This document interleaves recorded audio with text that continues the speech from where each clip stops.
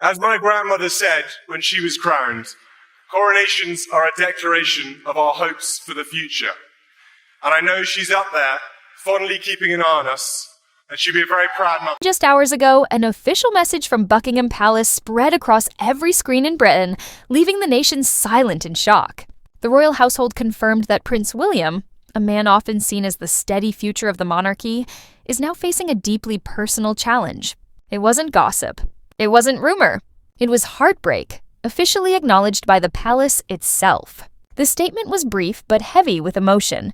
The palace described the situation as an intensely private and difficult time and asked for understanding as the family works through it together. Those few lines were enough to send ripples through the entire country. Within minutes, phones buzzed with alerts. Television anchors cut into live broadcasts with breaking updates. On social media, millions of people posted messages of disbelief and concern.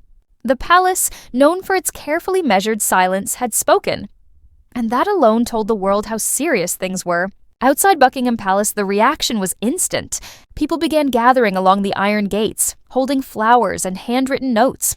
Some stood quietly, tears in their eyes. Others simply looked toward the palace windows, hoping for a glimpse, a sign, anything. There were no shouts or protests, only stillness, grief, and solidarity. Tourists found themselves caught up in the moment. Children perched on their parents' shoulders as crowds grew thicker by the hour. Elderly couples stood arm in arm, whispering prayers under their breath. In that moment, the palace grounds turned into a sea of silent empathy. Prince William has long been seen as the calm center of a changing monarchy, a symbol of stability, duty, and quiet strength. To see him suddenly at the heart of such devastating news has reminded people that even royals, for all their grace and power, are still human. Across Britain, television channels cleared their schedules for non-stop coverage. Royal experts were invited to share insights, but even they seemed lost for words. Many admitted they had never seen a statement like this before. Not in tone, not in timing, not in raw emotion. As candlelight vigils began to form in London and beyond, one message echoed across the nation. He's not just our future king. He's one of us, a husband, a father, and a man going through pain. It was the kind of moment that froze time, when a royal figure, usually distant and composed, suddenly felt painfully close to the people he serves. Britain was holding its breath, united in quiet heartbreak, waiting for what would come next. As dawn broke over London the morning after the announcement, a quiet heaviness blanketed the city. The streets near Buckingham Palace were filled with bouquets, handwritten letters, and flickering candles left by those who came through the night to pay their respects. Across the United Kingdom, people woke to headlines that felt almost unreal. Radios played soft instrumental music between hourly updates, and newspapers carried somber front pages that needed no exaggeration. What had begun as a single royal statement had turned into a collective moment of mourning that crossed class, age, and background. In workplaces, employees gathered around computer screens, refreshing news sites for any sign of an update. Teachers in schools paused lessons to comfort curious children who asked why everyone looked so sad. On trains and buses, commuters stared at their phones in silence, scrolling through photographs of the prince through the years. A boy beside his mother, a young officer in uniform, a husband, a father, a leader. Each picture carried new weight now, and every face on every screen seemed to reflect the same emotion: disbelief. Television studios struggled to fill airtime without answers. Anchors spoke with lowered voices, careful not to drift into speculation. Royal commentators, many of whom had covered the family for decades, admitted that they had never encountered such a situation. The wording of the palace's message, so deliberate yet so emotional, had left even seasoned journalists unsure what to make of it. Outside Westminster Abbey, church bells tolled slowly at midday. Crowds gathered in quiet reverence, lighting candles and whispering prayers. From Edinburgh to Cardiff, from Belfast to Brighton, vigils were organized in town squares. Entire communities came together, united not by ceremony or duty, but by empathy.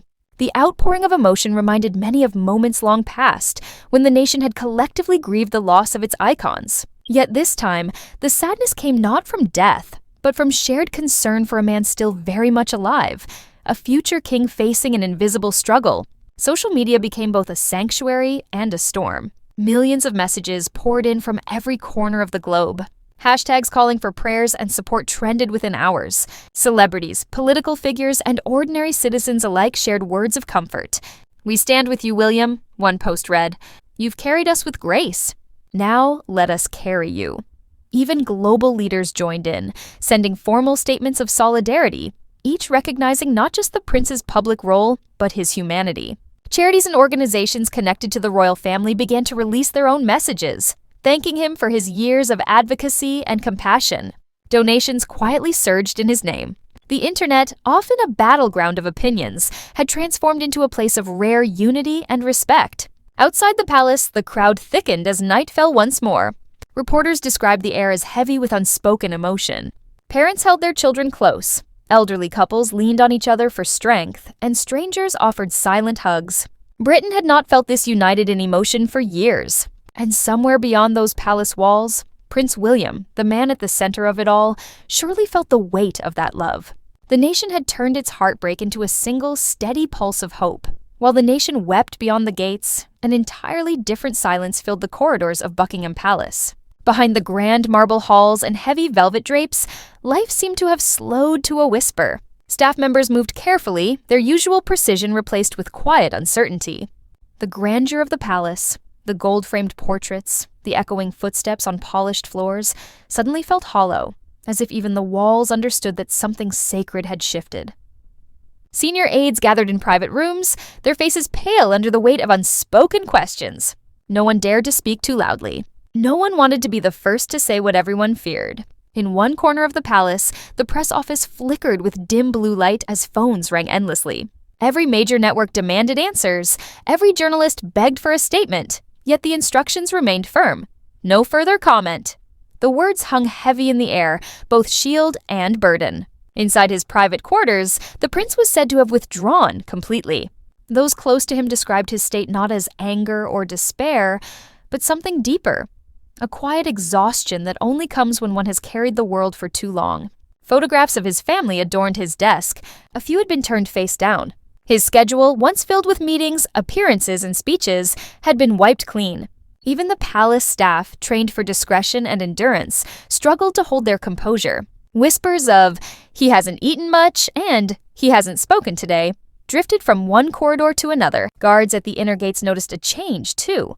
The prince's footsteps, once brisk and certain, now softer, slower, almost hesitant. Queen's advisors met privately to discuss the unfolding emotional storm. Though they spoke in formal tones, there was genuine worry in their eyes. Some suggested issuing another statement to calm the public. Others urged complete silence until the prince was ready. "He must heal in his own time," one senior member reportedly said, her voice trembling. Meanwhile, courtiers worked quietly to maintain a sense of order. Curtains were drawn earlier than usual. Lights in the West Wing stayed dim late into the night. Meals were delivered to the prince's quarters, but often returned untouched. The palace, a place that had witnessed centuries of triumphs and tragedies, now carried a grief that was deeply modern. Not the loss of a crown or kingdom, but the quiet unraveling of a man expected to be unbreakable. Outside, the world speculated endlessly, but within those ancient walls, time seemed frozen. The ticking of the great clock above the central staircase echoed louder than ever, each second a reminder that even royalty cannot pause the march of life. In the stillness, one could almost feel the weight of history pressing against the present. Generations of kings and queens whose portraits lined the halls, now silent witnesses to a descendant's sorrow. The staff moved like ghosts through candlelit corridors, maintaining dignity amid despair. And somewhere in those endless rooms behind a locked door, a prince sat alone, not as a royal heir, not as a public figure, but as a man confronting his own heart in the quietest battle of his life. Days turned into nights, and the palace remained wrapped in a thick, uneasy silence. The news cycle outside spun endlessly, but within the walls, time seemed suspended. The prince had not made a public appearance since the announcement, and his absence had begun to echo louder than any speech could. Those who saw him in passing described a man changed, not broken, but burdened. His once steady gaze now carried a shadow of fatigue. His smile, once effortless, now flickered only for a moment before fading again. Inside his private study, letters continued to arrive by the thousands. Each envelope carried words of love, concern, and prayers from strangers who felt as though they knew him.